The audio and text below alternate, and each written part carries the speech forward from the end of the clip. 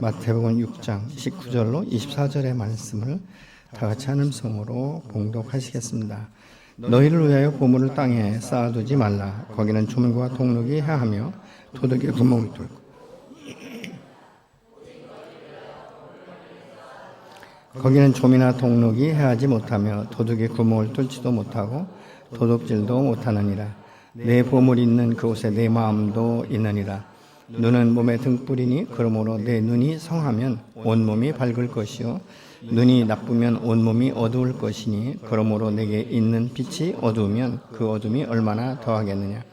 한 사람이 두 주인을 섬기지 못할 것이니 혹 이를 미워하고 저를 사랑하거나 혹 이를 중히 여기고 저를 경히 여김이라. 너희가 하나님과 재물을 겸하여 섬기지 못하느니라. 아멘.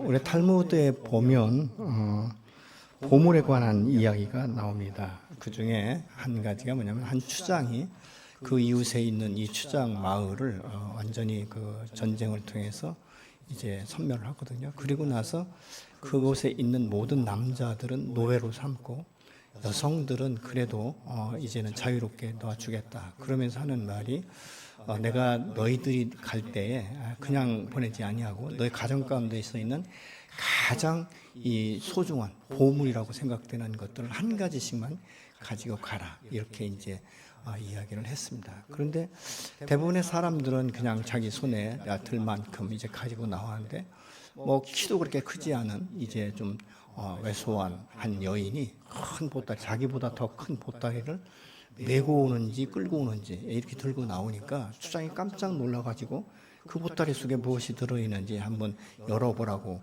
했습니다. 근데 이 열어보니까 남자가 있는 거예요. 그래서 누구냐? 그랬더니 우리 남편입니다. 그랬더니 이 남편이 어떻게 너에게 가장 소중하냐? 그러니까 나는 아무리 생각해도 우리 남편보다 더 소중한 보물은 없기 때문에 나는 이 남편을 이제 제가 가지고 나왔습니다. 이렇게 이야기했다는 것이죠. 근데 이 추장이 얼마나 마음이 각박한데도 불구하고 이제는 이 여인의 그 말을 듣고 그렇다면 내가 내 남편은 살려보내주겠다 해서 같이 나왔다는 말이 있습니다. 우리가 이 이야기를 들으면 뭐 이런 여자 같으면 아마 우리 남자들은 춤을 추고 기뻐하겠죠. 그런데 내가 가장 소중하게 여기는 것은 자기의 가치관을 부여하는 거예요. 내 인생 가운데 가장 소중한 것이 무엇인가? 그것은 가치 있는 것이라고 생각하죠. 그 가치를 부여하는 것 중에 그 핵심은 무엇입니까? 사랑이라는 것입니다. 사랑하기 때문에 그만큼 자기의 모든 것들을 내가 던져도 부족함이 없는 이런 그 부분들을 우리가 볼 수 있는 것이죠. 예수님께서는 오늘 이 본문을 통해서 세 가지의 비유를 통해서 가치관에 대해서 말씀합니다. 첫 번째는 너의 소유물, 너의 재산을 어느 곳에 쌓아두느냐, 땅이냐, 하늘이냐. 두 번째는 우리의 모든 그 몸에는 여러 가지 기관이 있지만 그 중에 하나가 이제 눈을 이제 비유로 삼아서 말씀하시는 것이죠.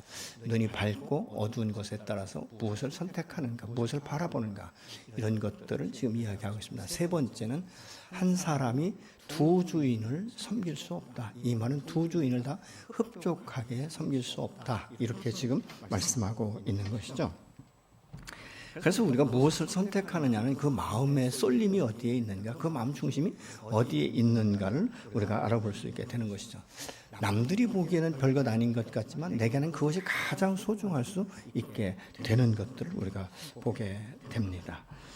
사람이 소유에 자유하려면 사실 이 진리 안에서 참 자유를 누릴 수 있어야 되거든요. 그리고 내가 특별히 이 재물 가운데 자유함을 누릴 수 있는 것은 재물을 다스릴 수 있는 권한을 내가 사용할 수 있어야 되는데 이 재물을 다스리지 못하면 나는 만몬의 신에 묶여서 이 재물이 나를 끌고 가는데 내 마음이 휘둘려버리는 이런 결과를 초래하게 되는 것들을 우리가 보게 되는데 오늘 본문에 나오는 이 재물에 관해서는 단순하게 우리가 사용되는 이런 일상의 재물이 아니라 그 마음 중심에 그 영혼과 그 마음의 가치관이 어디에 있는가를 우리가 볼 수 있게 되는 것이죠.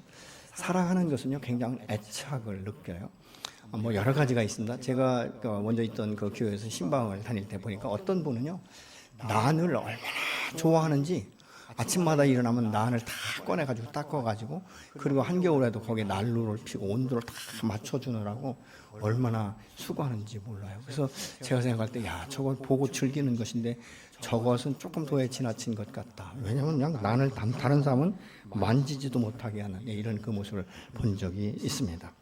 내가 세상의 보물에 애착을 느끼면 그것을 붙들기 위해서 온 마음과 온 정성과 온 삶을 거기에 불살라 버리고 있지는 않는지, 그것에 대해서 집중하다 보면 그것을 위해서 다른 것들을 포기할 수밖에 없는 이런 그 결과를 가져오게 된다는 것입니다. 왜 그렇게 되는가? 그것 이외에는 다른 것으로 안정감을 누릴 수 없기 때문에 그렇게 된다는 것입니다. 그런데 우리가 더 깊이 생각해 보면 내가 지금 이렇게 애착을 느끼고 사랑하는 이것이 영원한 것인가 아니면 일시적으로 지나가는 것들인가를 우리가 분별할 수 있어야 된다는 것이죠. 영원한 것 같지만 어느 순간에는 나도 모르게 손을 놓을 수밖에 없는 이런 결과를 가져오게 된다는 것이죠. 예수님은 19절에 너희를 위하여 보물을 땅에 쌓아두지 말라 이렇게 지금 명령하시는데 그 이유가 무엇이냐면 땅에 보물을 쌓으면 이 좀과 동록이 해야해서 우리가 더 이상 이것을 사용할 수 없다 이렇게 말하고 있거든요. 그런데 이 동록이라는 것은 무슨 이야기냐? 먹어버린다 이런 의미가 있어요. 그러니까 얼만큼 먹어버리냐? 무지막지하게 먹어버린다. 그러니까 벌레가 이 그 식물을 먹어치우는 것을 보면요 얼마나 무서운지 모릅니다. 처음엔 아주 작은 애벌레 같지만 나중엔 이것이 이제 아주 이렇게 그 번성하게 되면요, 뭐 배추 한 포기 먹는 건 수도 아니에요. 일반 뭐 며칠만 지나가면 배추 한 포기 그냥 안전하게 뼈다귀만 앙상하게 남아버리는 이런 결과를 초래하는 것들을 우리가 보게 되는 것이죠. 우리가 이 세상에 있는 것에 가치관을 둔다는 것은 무엇이냐면 하나님보다 세상을 더 사랑한다는 것이에요. 어떻게 보면요 영적으로 내가 하나님을 사랑하고 하나님의 은혜를 기억한다라고 말하고 있지만 그건 지식적인 것이고 실질적인 삶 가운데 내가 하나님의 은혜를 얼만큼 기억하는가, 그래서 내 마음이 하나님께로 얼만큼 쏠리는가, 이 쏠림 현상을 보면 알 수 있게 되는 것이죠. 여러분 예수 믿고 거듭난 사람은요 모두가 다 하나님을 사랑한다고 말합니다. 모두가 다 하나님의 은혜로 내가 값없이 구원받았다라고 말하고 있습니다. 그렇지만 하나님이 기뻐하시는 그 일에 내가 얼만큼 헌신하는가, 얼만큼 그 부분에 대해서 우리가 세상적으로 말하면 투자하는가, 이런 것들을 우리가 보면 알 수 있게 된다는 것입니다. 많은 사람들이 내가 돈을 버는 목적은 미래를 위해서 준비한다라고 말합니다. 그런데 그 미래를 위해서 준비하는 것, 그래서 하나님께서도 우리가 미래를 위해서 어떤 노후 대책을 해서 저축하는 것까지도 잘못됐다라고 말씀하지는 않는 것이죠. 그런데 여기서 무엇이 문제냐? 탐심과 탐욕이 있어서 지나친 것들을 지금 말씀하고 있는 것이죠. 그러니까 이게 지나치다 보면요 물질에 너무 집중을 하고 집착을 하고 어떤 현상을 가져오느냐면요 가족과의 소통이 안 되는 거예요. 어떤 분들은 그런다. 내가 처자식 먹여 살려면 열심히 밤낮 없이 최장철 일해야 된다라고 말하고 있는데 실질적으로 그 시간 동안 내가 가족들과 함께 얼만큼 대화를 나누는가, 또 뭐 1년에 한 번, 2년에 한 번이든지 여행을 가본 적이 있는가, 자녀들과 깊이 상담하면서 이 아이의 고민이 무엇인지 들어본 적이 있는가, 아내가 무엇 때문에 고민하고 무엇 때문에 나한테 좋지 않은 소리를 하는지 그것을 귀 기울여서 들어본 적이 있는가, 이런 것들을 우리가 생각해 볼 수 있어야 되는 것이죠. 여러분 돈이 자식을 키우지 않습니다. 돈이 부부의 사랑을 증명하지 않는 거예요. 여러분 적은 소득으로도 가족이 만족하고 가족이 함께 기뻐할 수 있고 하나의 떡을 가지고도 나눠 먹으면서도 그 안에 기쁨이 있다면 그것이 행복 아니겠습니까? 아무리 돈이 많아도 소통이 단절된 그런 가족이라면 어떻게 우리가 가정 가운데 화해할 수 있고 화합할 수 있고 형제 간에 오해할 수 있다라고 우리가 어떻게 말할 수 있겠습니까? 근데 우리가 이런 이야기를 들으면 그럴 수 있다라고 고개는 끄덕이지만 실질적인 내 삶 가운데서는 그렇게 하고 있지는 않습니까? 오늘 책에 보니까 이런 이야기가 있어요.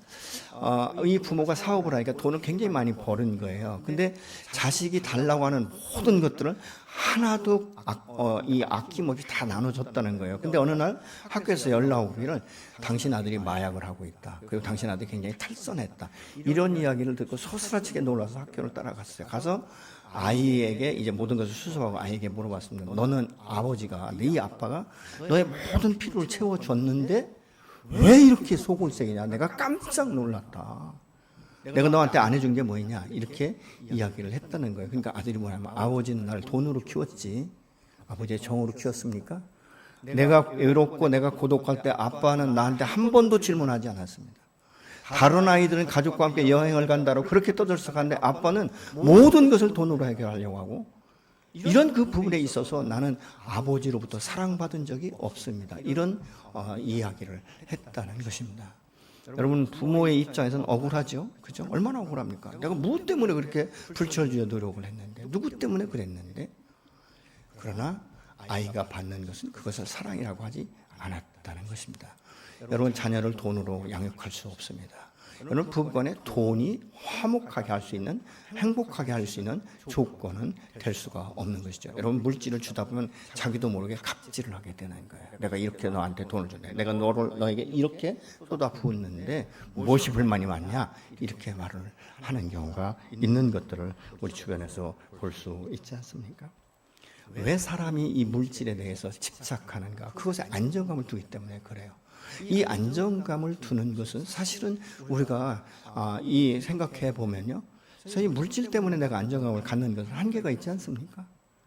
만족이라는 것은 없는 거예요. 근데 어디에서 안정감을 얻습니다? 하나님 안에서 안정감을 얻는 거예요.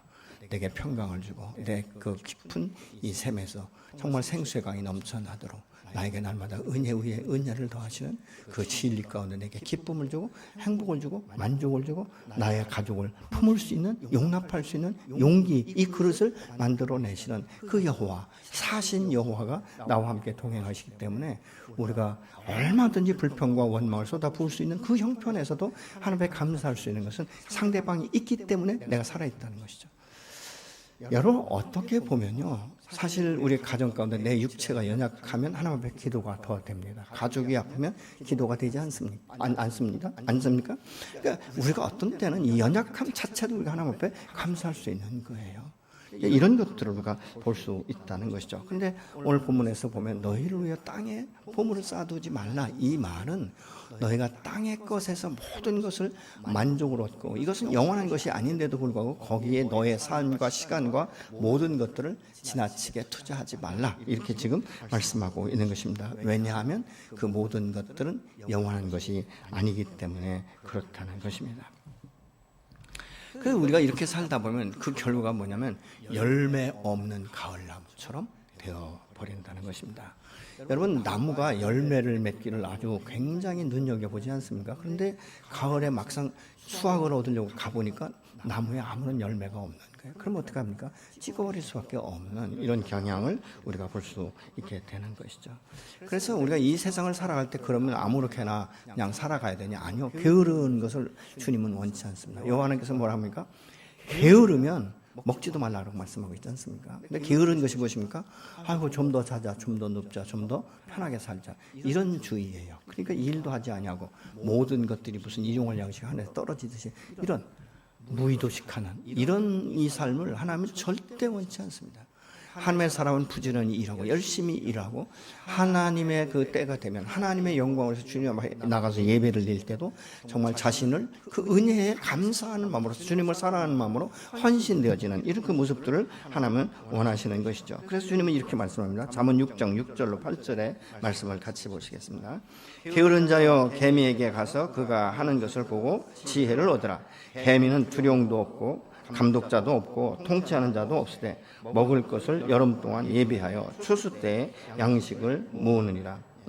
부지런히 일하고 또 모으되 그 목적이 무엇인가, 이것에 대해서 지금 말씀하고 있는 것이죠. 주님은 자신의 가족을 돌봐야 하는데 돌보지 않는 것은 불신자보다도 더 못하다, 이렇게 잠언에서는 말씀을 하고 있습니다. 여러분, 우리가 이 삶에 일용할 양식을 주시고 더 풍족해 하시는 것은 무엇입니까? 은혜를 경험하면서 미래에 대비하는 것도 좋고, 또 뿐만 아니라 하나님께서 나에게 이 복인의 삶이 무엇인지를 오늘 또 나에게 공급하시는 이 손길을 통해서 가르치시는 거예요. 하루하루의 삶이요, 우리가 얼마나 감사한지 모릅니다. 여러분 어떻습니까? 오늘 아침에 주일 예배 준비하면서 그 마음 가운데 감사함이 있었습니까? 설렘이 있었습니까? 우리는 그 은혜 앞에 나갈 때마다 기대감이 있어야 돼요. 여러분, 그래서 기도할 때도 우리가 기대감을 가지고 기도하는 거예요. 그리고 확신을 가지고 기도하는 것 아니겠습니까?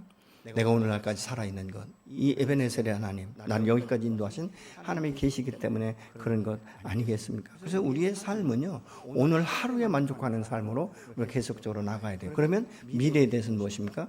미래에 대해서는 여호와 일의 하나님을 기대하는 거예요. 하나님이 내일을 어떻게 공급하실까? 나를 어떻게 인도하실까? 내 안에서 하나님께 영광을 돌릴 수 있는 이것이 무엇일까를 우리가 기억하게 하시는 것들을 우리가 보게 되는 것이죠. 여기서 말하고 있는 땅의 보물을 쌓아둔다는 것은 어떤 의미냐면 이 세상의 마음을 뺏겨서 하나님을 소홀히 하는 것을 말하고 있는 거예요. 내 삶이 이 세상 가운데 어떤 재물을 모으기에 집중하다 보면요, 하나님 자꾸 잊어버려요. 주일도 범하게 되고, 또 하나님의 은혜에 감사하기보다는 부족한 것에서 탓하고 더 채워주기를 원하는 이런 일들을 우리가 보게 되는 것이죠. 그래서 이런 사람은 시편 기자처럼 내 입을 넓게 열라 내가 채우려는 여호와의 말씀보다는 세상이 어둠의 영에 내 입을 넓게 열고 마음껏 채워주기를 원하는 것과 다를 바가 없다는 것입니다. 여기서 보면 세상에 이 땅에 재물을 쌓으면 좀과 동록이 먹는다 이렇게 말하고 있는데, 동록은 브로시스라는 헬라어인데 이 먹는 것을 의미하며 또 이것은 어떤 의미가 되냐면요, 녹에 의해서 부식되거나 개걸스럽게 먹어치우는 해충과 생물을 의미하기도 하는 것이죠. 이때 당시에는요, 옷을 이게 옷장이나 이곳에 쌓아두면 이 좀 먹는다라고 말하죠. 혹시 여러분 그거 아십니까? 여러분 옷장에 혹시 좀약 갖다 넣으신 분 계십니까? 왜 넣죠? 이 좀이 이것을 먹지 못하도록.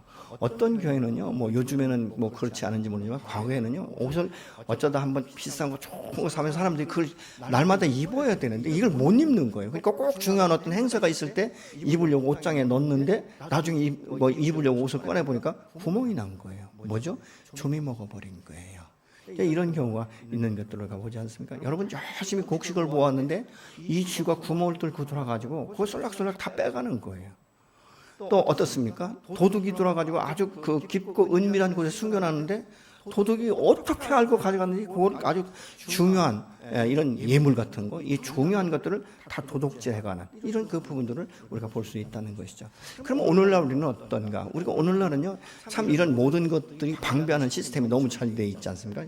뭐 CCTV도 달아놓고, 뭐 반봉참도 달아놓고, 그리고 새콤이 있어가지고 막 울리고 이러지 않습니까? 그런데 이런 것이 좀이 아니고 이런 것이 동록이 아닌 거예요. 어떻습니까? 인플레나 아니면 갑자기 이자가 뛰어오른다든가 뭐 이렇게 되다 보니까 이게 감당이 안 되는 것이죠. 어떤 때는 몸에 탈이 나가지고 몸에 질병이 오니까 아무리 돈이 많아도 그게 기쁨이 하나도 되지 않는 것이죠. 이럴 때는 무엇입니까? 내 육체가 강간한 그거 하나가 소망이 되는 이런 그 모습들을 우리가 볼 수 있게 된다는 것이죠. 여러분, 하나님 앞에 우리가 하나님의 영광으로 해서 쓰는 것은 무엇입니까? 가장 하나님 기뻐하신 것이 무엇일까요? 전도예요. 영혼을 주님 앞에 인도하고 그 영혼이 예수 믿고 구원받는 것, 이런 것들을 우리가 말할 수 있게 되는 것이죠. 여러분은 지금 어느 곳에 쌌습니까? 우리가 잘 아는 대로 이 성경에 보면 어리석은 부자에 대해서 나오지 않습니까? 어리석은 부자가 뭐 이것저것 막 투자를 하다 보니까 돈이 너무 많이 들어온 거예요. 자기가 상상할 수 없을 만큼 돈을 많이 번 거예요. 그래서 뭐라고 하니까, 야, 이제 내 평생 돈이 더 안 벌어도 돼. 내가 그래서 내 영혼아 먹고 마시고 즐기고 여행이나 다니고 이렇게 하자. 이렇게 이제 마음에 결단을 했어요. 그런데 여호와 하나님께서 찾아오셔서 이렇게 말한 거예요. 야, 이 어리석은 자야. 네가 이렇게 수많은 돈을 모아놓고 먹고 마시고 평생 나는 돈 안 벌어도 된다? 오케이, 좋다. 그런데 네 영혼을 내가 오늘 밤에 취한다면 너의 이 수많은 재산이 무슨 유익이 있겠느냐, 이렇게 말씀하시는 것을 우리가 보게 된다는 것이죠. 이 말씀은 무슨 말입니까?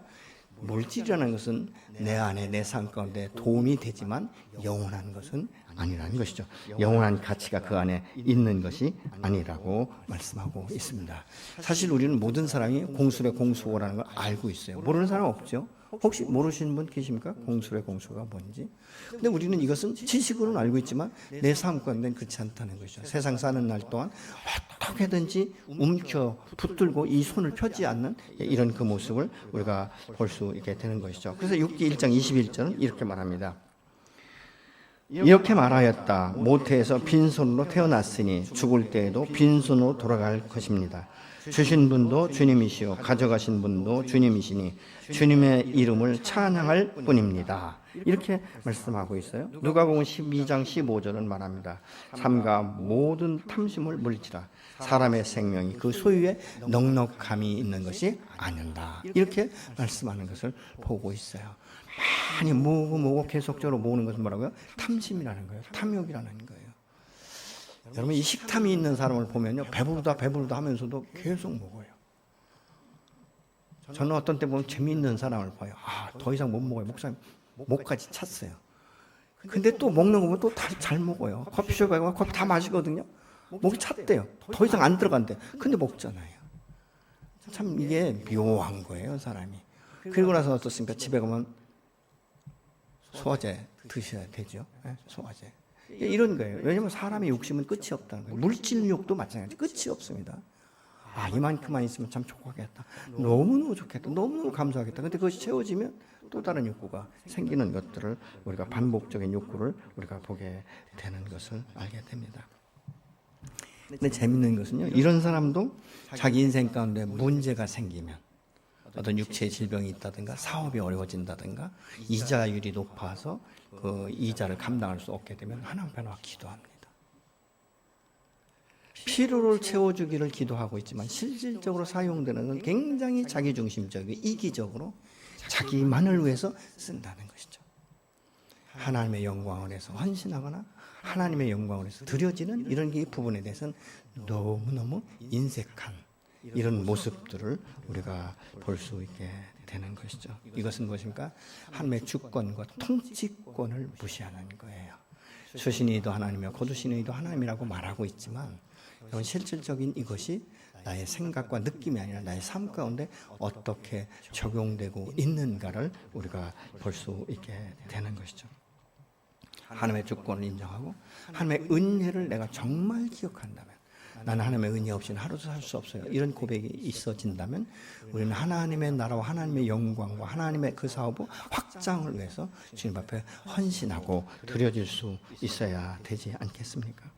하나님이 원하시는 그 일에 사용되는 것 자체가 하늘의 보물을 쌓는 것입니다. 이것이 진정한 주인 앞에 사는 삶의 모습인 것을 우리가 볼 수 있습니다. 22절, 23절은 이렇게 말씀합니다. 눈은 몸의 등불이니 그러면 내 눈이 성하면 온몸이 밝을 것이요 눈이 나쁘면 온몸이 어두울 것이니 그러므로 내게 있는 빛이 어두우면 그 어둠이 얼마나 더하겠느냐. 눈은 마음의 등불이다 이렇게 말씀하고 있거든요. 우리 기관에, 우리 몸에 많은 기관들이 있습니다. 그런데 오늘 특별히 이 주님께서는 눈에 대해서 말씀하고 있죠. 눈은 무엇입니까? 보고 사람의 감정을 느끼게 만드는 거예요. 그리고 생각하게 하고 행동으로 옮겨지는 결과를 가져오는 것이 눈이에요. 그래서 뭐라고 합니까? 견물생심이다 이렇게 말하고 있잖아요. 전 참 이런 부분들을 많이 봐요. 어떤 때는 목회자하고 여행을 가도요, 항상 보면 돈이 없대요. 근데 어떤 때 이 목사님들이 연약하냐면 건강에 좋다라고 말하면 얼마나 갑자기 약해지는 거. 갑자기 옷도 안 사요. 나 돈도 없어. 아무것도 안, 나 쇼핑 안 해. 이래요. 근데 특히 중국 같은 데 가서 이렇게 진맥하면서 당신은 이거 위가 나쁜데 이것을 한 재를 먹어야 당신 위가 활발하게 건강해질 수 있습니다. 장수의 비결입니다. 이러면요 갑자기 카드가 나와요. 근데 나중에 들어보면요 한 반도 못 드셨대요. 왜냐하면 안 맞아가지고 자기하고 안 맞아서. 보약을 먹으면 한국 와서 먹으면 뭐가 잘 안 되나요? 근데 그렇게 깜빡 속는 거예요. 여러분가 세상에서 살 때 그렇게 속기가 너무 일수해요. 어떤 때 보면 뭐 이렇게 TV나 이런 데 보다가 여러분 갑자기 이거 사고 싶다? 이게 딱 이렇게 생겨서 구매를 하고 나면 실제로 안 쓰는 경우가 많잖아요. 한두 번 써보니까 이게 별로 불편하고 나한테 별 필요가 없어. 그러면 어떻게 합니까? 계속적으로 쌓이는, 한 구석에 쌓이는 이런 모습을 볼 수 있지 않습니까? 제 이야기 들은 것 중에서 말이죠. 옷을 구매하는데 똑같은 걸 두 벌씩 한다. 한 입다가 버리면 또 다시 대체해서 입으려고. 근데 이게 한두 번이야죠. 그러다 보니까 너무 많이 이게 막 쌓이는 거예요. 장사해도 될 만큼. 전 그런 분들의 이야기도 들어봤어요. 왜 그렇습니까?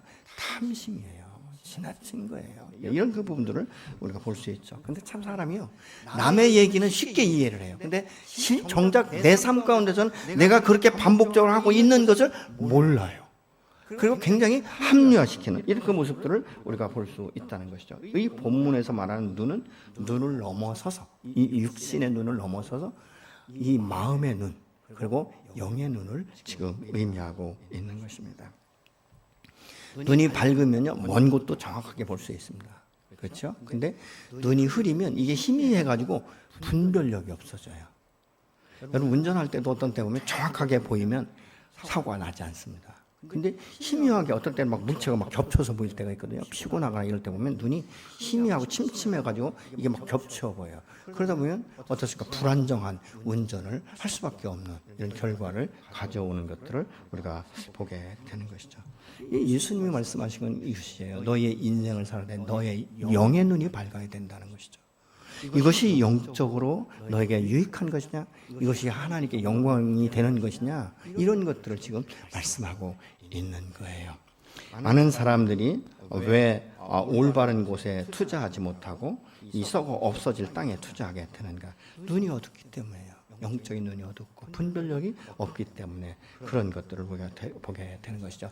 주님의 말씀이, 그 진리가 내 마음에 와 닿지라는 것. 지식으로는 알고 있지만 삶으로 적용되지 않는 것은 현재의 삶이 내가 너무 각박하게 돌아가기 때문에 현재의 유익으로 해서 내 삶을 투자하다 보니까 하나님과의 관계가 자꾸 멀어지는 거예요. 그러니까 하늘의 지혜를 가지고 이것을 분별하고 이것을 내가 사야 되는지 말아야 되는지 이것이 아니라 당장 내가 이것이 더 필요하기 때문에, 그리고 이것을 통해서 미래를 더 준비해야 된다고 생각하니까 과감하게 투자하는데 이게 딱 묶여버리면 문제가 심각해지는 것들을 우리가 보게 되는 것이죠. 그렇기 때문에 여기서 말하는 눈이 밝으려면 어떻습니까? 어두울 땐 빛이 있어야 되는 거예요. 여러분, 농부가 아무리 더 많은 일을 하고 싶어도요, 밤이 되어서 해가 없으면 깜깜하면 아무것도 할 수 없어요. 왜요? 이게 구분이 안 되는 거예요. 이게 농사촌지 아니면 길인지 이런 것들이 구분이 안 되는 것이죠. 그래서 빛이 있어야 되는데, 이 빛이 무엇입니까? 말씀이에요. 진리의 말씀. 이 진리의 말씀이 나의 길에 빛이 되고 등불이 되어진다라고 말씀하고 있지 않습니까? 그렇기 때문에 이 진리의 빛이 내게 임하기 위해서는 그 진리 가운데 나가서 구하는 것이 매우 필요한 것이죠. 시편 119편 10절과 19절은 이렇게 말씀합니다. 내가 전심으로 주를 찾사오니 주의 계명에서 떠나지 말게 하소서. 나는 땅에서 나그네가 되었사오니 주의 계명들을 내게 숨기지 마소서. 주님 앞에 나아가서 그의 계명이 내 안에서 덧입혀지고 이 말씀에서 내가 떠나지 아니하도록 하나님 내게 말씀을 풀어주십시오. 여러분, 어떤 때는 우리가 성경을 읽을 때 그래서 이렇게 기도하고 말씀을 보기 시작하면 참 도움이 돼요. 주님, 내가 지금부터 보는 이 말씀, 이 진리의 말씀이 풀어질 수 있도록 내게 계시의 정신을 더하여 주시고, 이 말씀이 풀어질 때 아멘으로 화답할 수 있도록 주님 지혜를 더하여 주십시오. 우리가 그렇게 기도를 하고 보면요, 굉장히 집중이 돼요. 그리고 어떤 때는 보면 이 말씀이 나도 모르게 주석을 보지 않아도 풀어지는 것들을 우리가 보게 됩니다. 그래서 우리가 말씀을 보다가 아멘이 되어지는 것이고, 그 말씀을 보면서 때로는 눈물이 흘려지는 것은 무엇입니까? 감동이 되는 거예요. 아, 이런 말씀이 있었구나. 이 말씀이 내게 얼마나 위로가 되는지, 이게 얼마나 힘이 되는지, 이런 것들을 깨닫기 시작하는 것이죠. 그렇기 때문에 주님은 23절에서 눈에서 빛으로 바꾸어서 말씀하시는 것을 우리가 볼 수 있게 되는 것이죠. 그렇기 때문에 내 눈이 어두우면 그 어둠이 얼마나 더하겠느냐. 우리 마음속에 하나님의 말씀에 빛이 없으면 우리가 얼마나 답답하겠는가. 그래서 시편 119편 105절은 이렇게 말씀합니다. 주의 말씀은 내 발의 등이요 내 길의 빛이니이다. 아멘. 주의 말씀은 내 그 발의 등이며 내 길의 빛이니이다. 그렇기 때문에 우리가 길을 잃어버릴 수가 없는 거예요. 내 인생의 길을 밝히 비춰주시기 때문에 우리가 진리 가운데 떠날 수가 없는 것입니다. 우리의 마음의 눈과 영혼의 눈이 밝을 수 있는 것은 무엇입니까? 주님의 말씀으로 거듭난 은혜 안에 사는 저와 여러분이신 줄로 믿으시기 바랍니다. 그렇기 때문에 진리의 말씀이 그 마음의 등불이 되고 생명의 빛을 따라 사는 것이 가장 지혜로운 삶이며, 그것이 하늘의 보물을 쌓는 거예요. 하늘의 보물을 쌓는 것이 뭐라고요? 하나님의 뜻을 따라 사용되어야 되는 것. 여러분, 물질이 아무리 많고 적고 간에 내가 하나님 앞에 내 소득 가운데 하나님의 은혜와 하나님의 사랑을 감사함으로 하나님의 나라가 확장되고 그 지경이 넓혀질 수 있도록 하나님 앞에 헌신해서 드려지는 것이죠. 여러분, 아무리 사랑한다 해도 그 물질이 같이 가는 거예요. 물질이 있는 곳에 마음이 있다, 이렇게 분명히 주님은 말씀하고 있지 않습니까? 이것이 바르지 못하면 무엇인가? 영적 장님과 같은 거예요.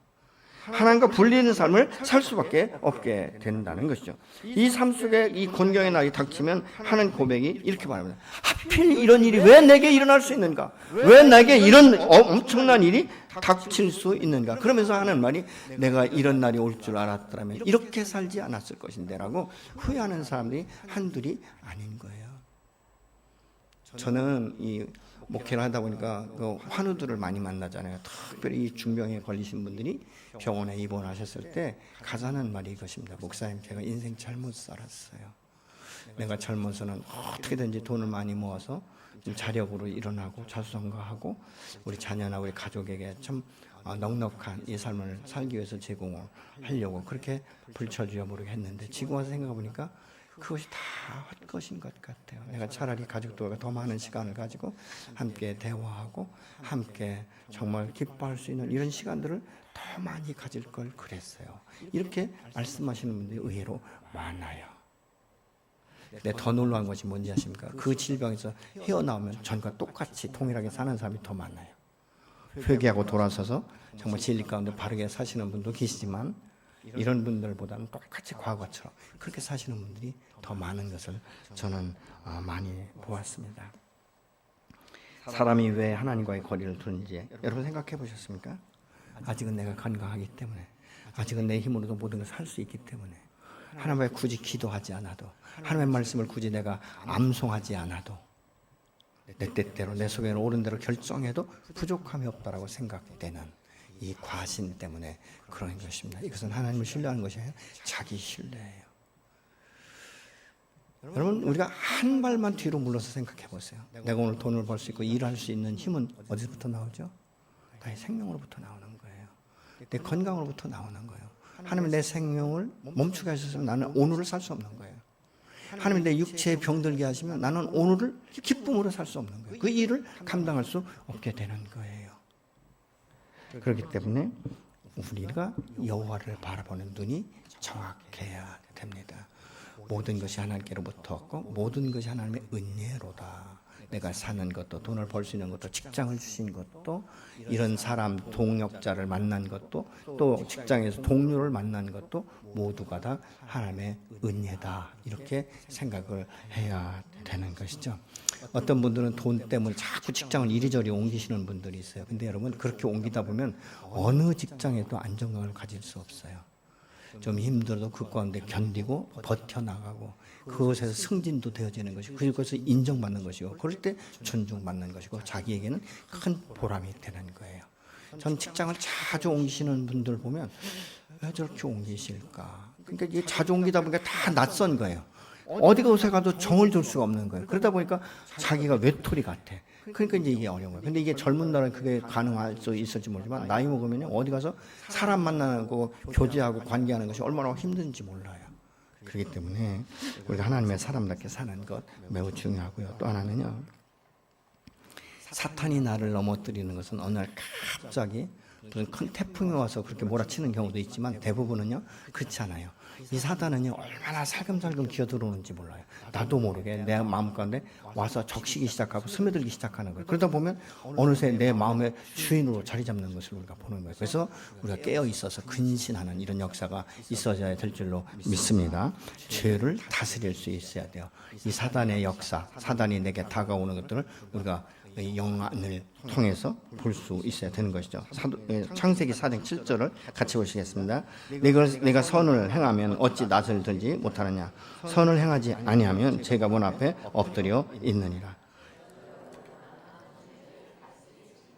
아멘. 여기서 보면 무엇입니까? 지금 가인에게 하시는 말씀이죠. 가인이 하나님께서 아벨의 제물을 받으시는 자기 제물을 받지 않으니까 이 원망이 아우에게 돌아가는 거예요. 그래서 저것이 없으면 하나님이 나만 바라보시겠지 이런 생각이었는지 모르지만 가인을 저걸 어떻게 쳐버릴까 이런 생각을 하고 있는 거예요. 그때 여호와께서 찾아오셔서 말씀하고 있는데 가인의 마음에 문을 두드리면서 야 내가 선을 행했으면 왜 그렇게 마음 가운데 불안정하고 왜 내 마음 가운데 그렇게 악이 가득하고 분노가 가득하냐. 내 마음 문 앞에 뭐가 지금 있다고요? 죄가 문 앞에 엎드려 있다. 이 죄를 밟고 다스려야 되는 거예요. 근데 이것을 다스리지 못한가 결국은 가인이 살인을 저지르는 이런 모습을 볼 수 있지 않습니까? 여러분 왜 아담과 하와가 이 하나님의 동산에서 쫓겨났습니까? 이 죄를 다스리지 못한 원인이에요. 오늘날도 이 죄를 우리가 다스리지 못하면 우리 똑같이 반복적으로 넘어질 수밖에 없는 것입니다. 한 사람이 두 주인을 섬길 수 없다라고 말하고 있죠. 물론 아주 모든 것에 능동한 사람이 있을 수 있습니다. 그런데 그래도 두 주인을 섬길 수 없는 게 오전에는 한 사람, 오후에는 또 다른 사람을 섬긴다면 한 사람이 두 주인을 섬길 수 있을 거예요. 그런데 한 사람이 두 주인이 동시에 그 종에게 하인에게 어떤 자기의 요구를 말할 때 두 가지를 동시다발적으로 할 수가 없는 거예요. 그렇기 때문에 한 사람이 두 주인을 섬길 수 없다. 그런데 예수님께서 어떤 비유를 드시죠? 하나님과 재물을 교만에 섬길 수 없다. 재물도 섬길 수 없고 하나님도 섬길 수 없고 그렇기 때문에 너희는 무엇을 선택하든지 선택해야 되는데 그것은 뭐냐? 너의 가치관에 따라서 내가 사랑하는 것이 무엇인지에 따라서 선택하게 된다라고 말씀하고 있습니다. 여러분은 어떤 것을 선택하고 계십니까? 하나님을 선택하십니까? 아니면 물질을 선택하십니까? 우리의 생각은 하나님입니다. 내 삶은 여전히 내가 물질을 선택하고 있다면 나는 만몬의 신에 지금 묶여 있는 거예요. 이 만몬, 이 물질이 왜 신이 된다고 말하는지 아십니까? 사람의 마음을 가장 깊게 뺏어가는 것이 만몬이에요. 그래서 이건 만몬의 신이다, 만몬의 영이다 이렇게 말하기도 하는 것이죠. 여러분 우리가 하나님 앞에 나올 때 하나님 앞에 이 드려지는 것도 아까도 얘기했지만 은혜를 우리가 기억하며 드려지는 거예요. 그래서 하나님의 나라를 확장하는 데 사용될 수 있도록 하는 것 아니겠습니까? 우리가 아무리 피곤해도 직장에 출근하시잖아요. 그죠? 근데 주일은 어떻습니까? 피곤하면 아이고 내가 이러면 안 되지. 벌떡 일어나시는 분 계십니까? 꿈틀꿈틀하다 에라 모르겠다. 오늘 쉬어야 내가 월요일부터 출근하지. 제껴버리는 거죠. 이것은 무엇입니까? 아무리 힘들고 피곤해도 직장은 가는데 왜 주일 성수는 내가 빠져야 되는가? 여러분 어떻게 생각하세요? 주일 예배보다 하나님을 섬기는 것보다 직장이 더 가치가 있는 거예요. 어떤 분이 그럴 거예요. 목사님 어쩔 수 없잖아요. 먹고 살려면. 예, 그렇죠.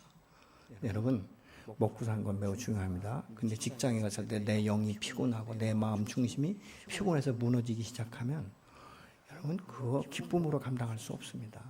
그냥 억지 춘향처럼 그렇게 직장의 일을 감당하다 보니까 인정해 주지 않는 거예요. 여러분 영혼이 소송될 때 내 마음이 기쁨이 충만할 때 우리가 직장 생활을 가볍게 재미있게 할 수 있게 되는 줄로 믿으시기 바랍니다. 모든 면에 있어서 지혜를 주신 하나님께서 그때 순간순간 우리에게 지혜를 주시고 명철을 주시고 분별력을 주시기 때문에 모든 것에 다른 사람보다 앞서갈 수 있는 거예요. 그게 축복이에요. 근데 내 영혼이 무너져 버리면 우리가 이 세상 가운데 에너지를 얻을 수 있는 것이 없어요. 그러다 보니까 사람들이 물질로 확 묶여버리는 거예요. 그래, 돈이 나를 높여주지. 세상 가운데 그래 돈이 있어야 떵떵거리고 살아. 이런 마음을 준다는 거예요. 물론 돈이 필요하지 않다는 것은 아닙니다. 그렇지 않습니까? 하나님의 은혜. 여러분 다음 주가 우리가 추수감사주일로 지키는데 여러분에게 이 한 해 동안 지금까지 하나님이 어떤 은혜를 베푸셨는지를 한번 기억해 보세요. 하나님 앞에 내가 감사할 수 있는 것이 무엇인가 이런 것들을 생각해 봐야 되는데 저는 어떤 때 보면 이 절기 때 보면 너무 사람들이 쉽게 생각해요. 그냥 주일원금으로 대체하는 경우가 많거든요. 그러면 1년 동안 하나님은 매주일 동일한 것으로 나를 역사하셔서 여기까지 인도하신 그 에베네세 하나님을 내가 찬양할 수 있습니까? 하나님의 은혜 안에 내가 거하고 하나님의 은혜가 아니면 내가 살 수 없다는 이 신앙 고백이 그 안에 있어질 수 있겠습니까? 그래서 여러분들 오늘 주부에 보면 봉투가 들어있을 거예요. 엄청난 큰 돈 들어있어요. 한번 보세요. 감사 제목을 30가지 이상 기록을 해보시라는 거예요. 근데 제가 보니까요, 감사는 또 다른 감사를 놔요. 제가 몇 년 동안 지금 제가 감사한 걸 매주 하기 시작했는데 지금까지 제가 한 번도 이 감사에 대해서 놓쳐본 적이 없습니다. 매 주일마다 새로운 감사의 제목들이 떠올라요. 그래서 왜 30개로 한정했냐면 최소한 이 정도는 돼야 되지 않겠나. 그래서 더 쓰고 싶은 분은 반절로 쭉 이렇게 줄치셔가지고 100개도 쓸 수 있어요. 그래서 제가 한번 생각해 보시라고, 기록해 보시라고. 왜냐면 사람이 생각하고 지나가면 잊어버리는데 기록을 하면 남아요. 그리고 다음에 이것을 내가 돌려받았을 때, 아, 내가 24년은 하나님이 이렇게 내게 감사의 제목을 주셨구나라는 것을 기억할 수 있는 거예요. 아멘이십니까? 여러분, 이건 숙제처럼 하지 마시고요. 숙제는 다 싫어요. 저도 늦게 뭐 대학원 뭐 이렇게 하다 보니까요. 제일 싫은 게 숙제 내는 거예요. 근데 감사는 숙제가 아니에요. 하나님 오늘 한 해 동안 나를 어떻게 지키셨는지, 뭐 직장에서 뭐 다반사로 일어나는 일들을 내가 경험하면서도 그래도 여기까지 통과하게 하신 걸 감사하고, 그래도 1년 동안 건강 주셔서 직장 생활하시고 사업을 확장하게 하시고 사람 만나서 기쁨을 나눌 수 있는 걸 감사하고, 감사할 게 너무 많아요. 우리 가족이 다 함께 건강하게 살 수 있어서 감사하고, 그렇지 않습니까?